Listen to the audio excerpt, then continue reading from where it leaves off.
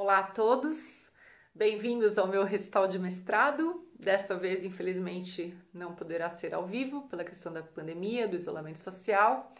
E então, esse ano, o recital de mestrados, os recitais de mestrado serão gravados.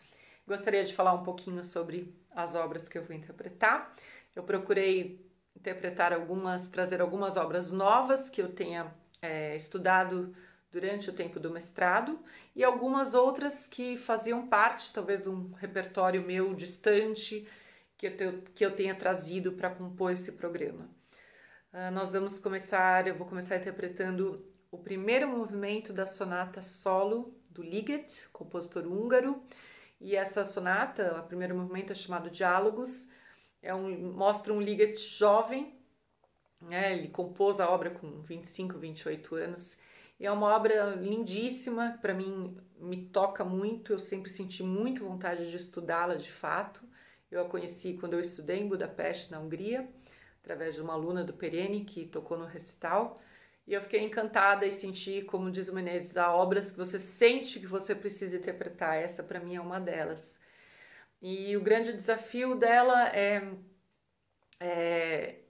criar esse diálogo entre os temas e contrapontos que vão aparecendo, com acordes também bastante dissonantes, saltos bastante desafiadores, e criar uma narrativa, né, desse diálogo de opostos, de internos, de dissonâncias, e para mim foi muito prazeroso trabalhar essa obra. Eu toquei ela também no recital de qualificação. Depois disso, eu vou tocar o trio Insights, da compositora búlgara-britânica Dobrinka Tabakova.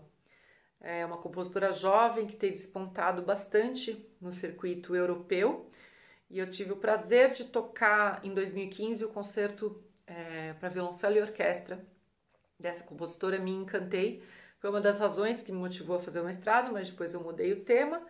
Mas eu gostaria de trazer a obra dela de alguma forma, então será através desse trio de cordas chamado Insights.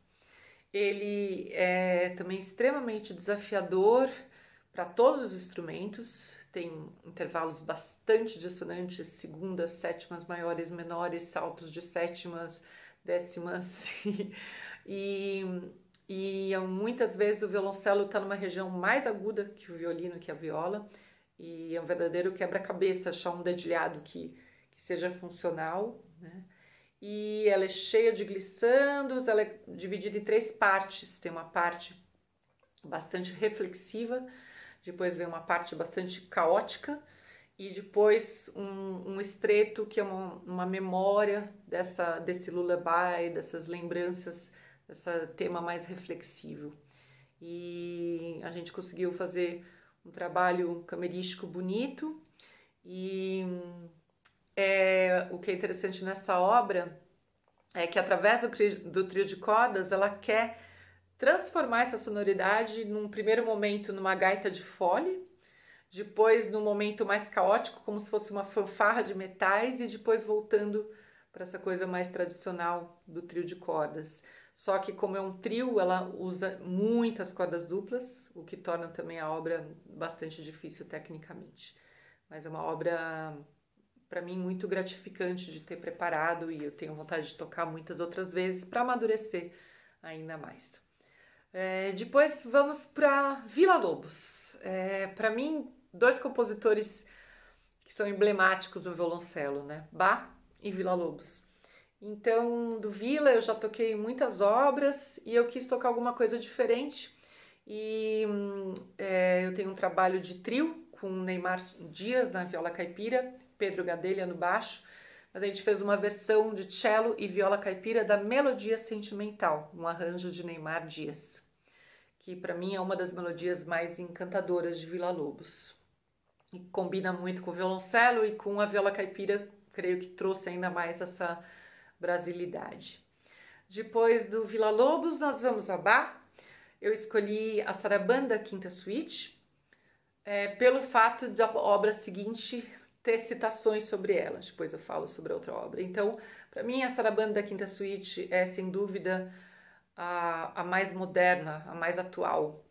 Quando a toco, eu sinto que ela pode ser tocada como uma obra com começo, meio e fim em si mesma, né? E eu resolvi fazer sem discordatura nesse momento, embora eu já tenha estudado com discordatura. E para mim ela é uma obra atemporal. E André Memari, que é o compositor da última obra que eu vou apresentar, a Suíte Brasileira, composta em 2017, em homenagem a Antônio Menezes. Ele inicia essa suíte com um prelúdio seresta. Nesse prelúdio seresta para cello solo, ele faz essa citação da quinta suíte. Então eu achei interessante poder concatenar essas duas obras. A suíte brasileira também é composta por outros movimentos, um choro-canção, muito bonito, muito violoncelístico, muito cantabile. Depois vem um frevo, bastante desafiador. E depois a valsa brasileira, que lembra também alguns momentos de Vila Lobos, lembra um pouco de Chico Buarque, e é muito bonito.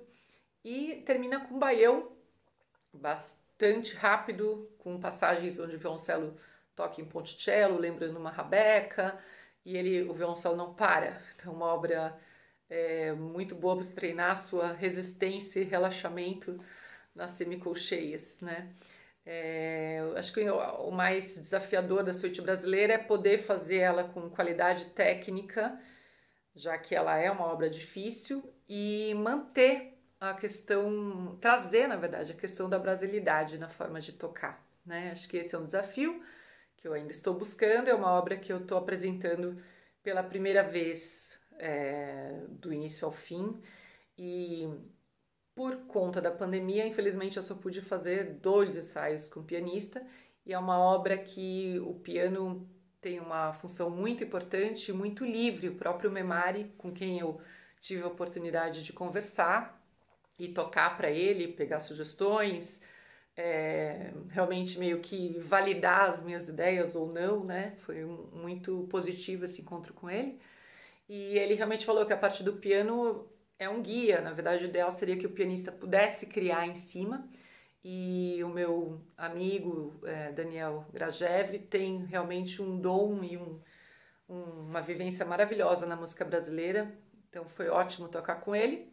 Mas claro que ela também necessita de mais tempo de amadurecimento para a gente poder estar mais livre com o que cada um quer fazer e interpretar. Mas foi uma boa experiência, experiências de desafio, né? Gravar com pouco tempo de ensaio.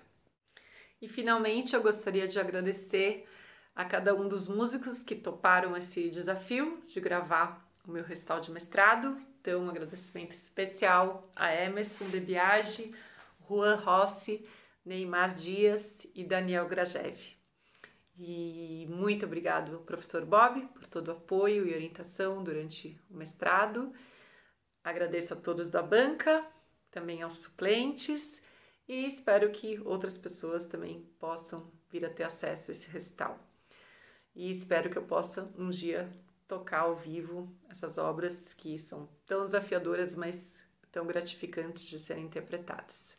Obrigada, bom recital!